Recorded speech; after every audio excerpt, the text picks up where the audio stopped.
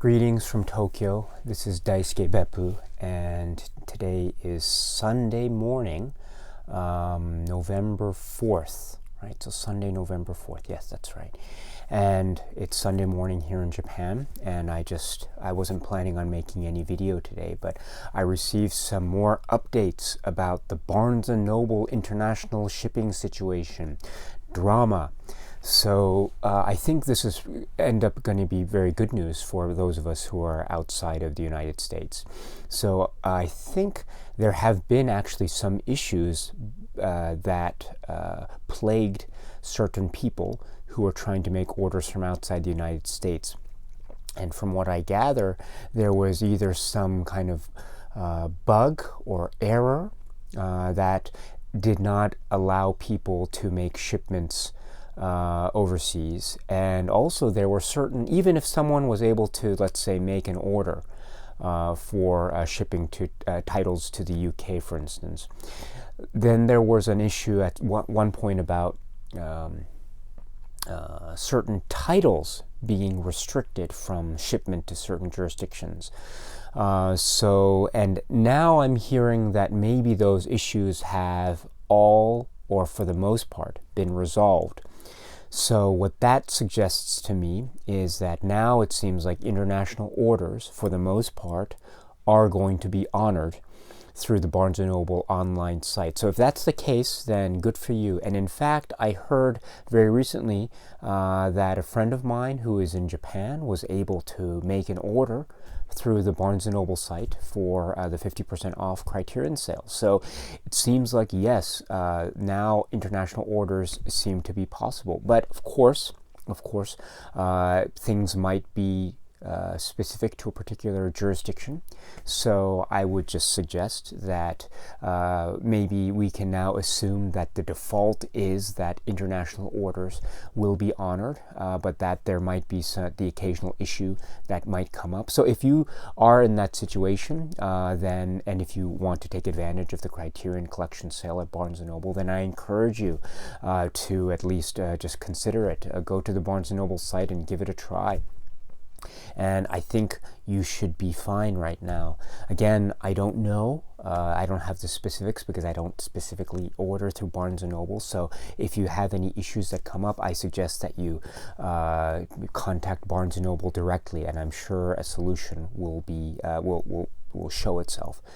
And you know, I don't have any affiliation with Barnes & Noble. I have no affiliation with Amazon.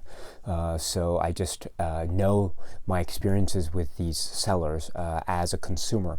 So if you are so inclined to try Barnes & Noble and you are in an international area, that is an area that's outside the US, then please, I think you can assume that the default is that you are able to make orders through Barnes & Noble.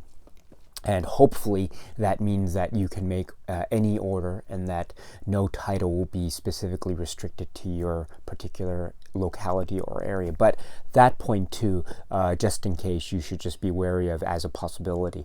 I think it's been fixed, but again, I don't know. So just be absolutely sure if anything comes up in your order process. Just ask Barnes & Noble, and I'm sure they will try to present a solution to you. I mean, after all, it's in their best interest to want to sell stuff to you. So, if anything does come up, just please ask Barnes & Noble. But this is very good news for all of us who are in international territories. So, well done, and thank you very much to all of you who have given me feedback and extra comments about this. I really, really appreciate it. I should say also that I'm seeing a lot of great comments and feedback and information about acquisitions. I apologize if I haven't been replying directly to all the messages yet. It's just I usually operate very slowly on Saturdays and Sundays. I just tend to be very slow, and I don't. Maybe I'm not as fast as I should be when it comes to my iPhone or my computer. And I actually don't even have a computer in my house, so I don't necessarily have a chance to respond directly, so I usually have to rely on my iPhone, and once in a while it's just maybe other things occupy my time on the weekends, so I haven't been responding as fast as I would like, so I really apologize, but I will be replying as the week progresses. So thank you very much. So keep those coming in. And if you have any more acquisitions, I'm sure there are more of those on the way. And great. I'm so happy and I'm so excited for you guys, because this is such a great time, as I said, to be a Criterion Collection fan and a film fan in general. Again, every time I make recommendations, I always feel like, oh gosh, I should have recommended that one, or I should have recommended that one or that one. So this is just not a non-exhaustive list. I think I can recommend basically everything, anything in the Criterion Collection. Well, maybe almost. There are a few that I actually wouldn't recommend, but that's for another video. But if I were to recommend some others, just very briefly, I'm so happy that I'm getting some comments about the Eclipse set. You know, the Eclipse set should be getting a lot of love, because there's a lot of interesting stuff here. They are expensive, they are on DVD, and so I think it's a pretty hefty proposition for some people out there. I think reasonably so. I think you're reasonable to think that. But if you're thinking about Criterion's,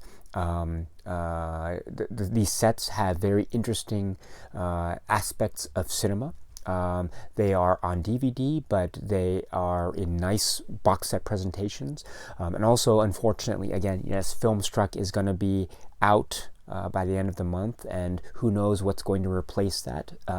And so without further information about that, you know, these films, which are usually, I would suspect, Filmstruck type films, are probably not going to be readily available in the near future, at least. So I think Eclipse is, I think, more power to you if you are thinking about Eclipse sets. So any Eclipse set is recommended by me. I think they're all fair, but just in the interest of time, I just pulled these 3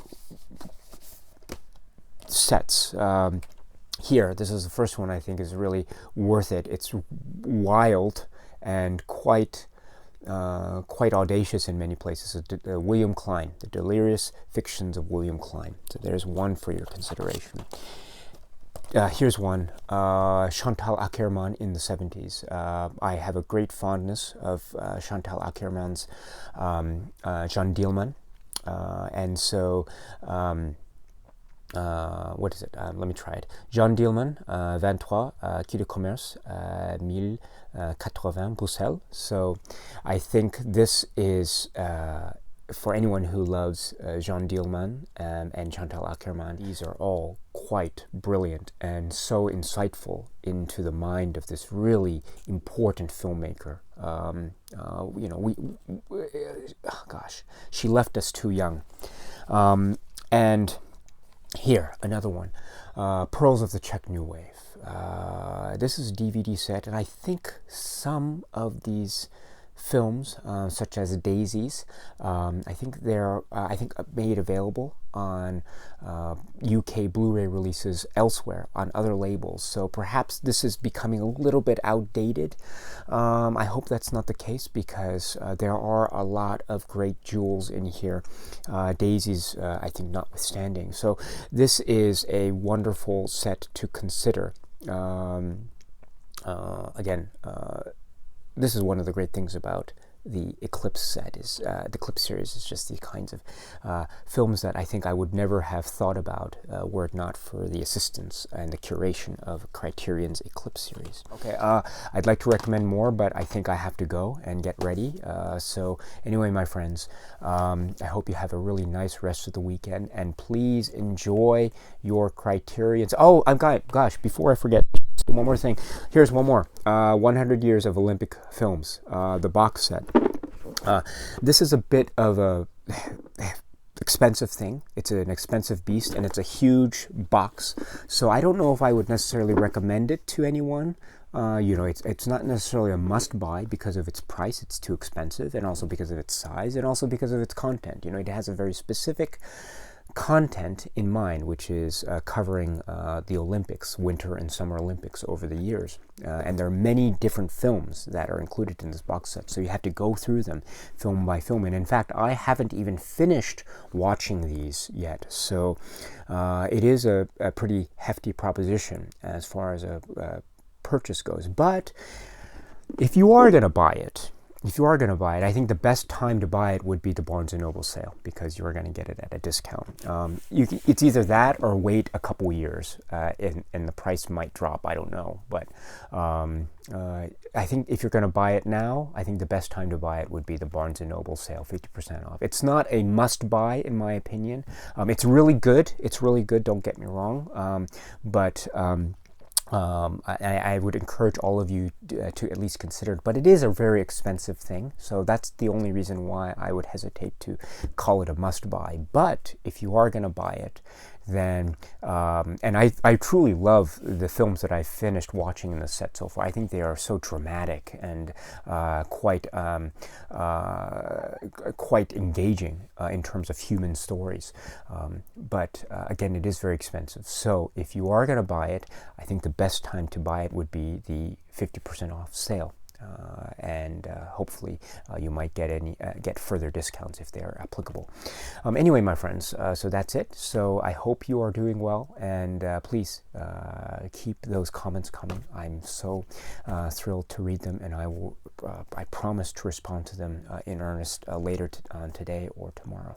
Until we meet again, my friends, cheers.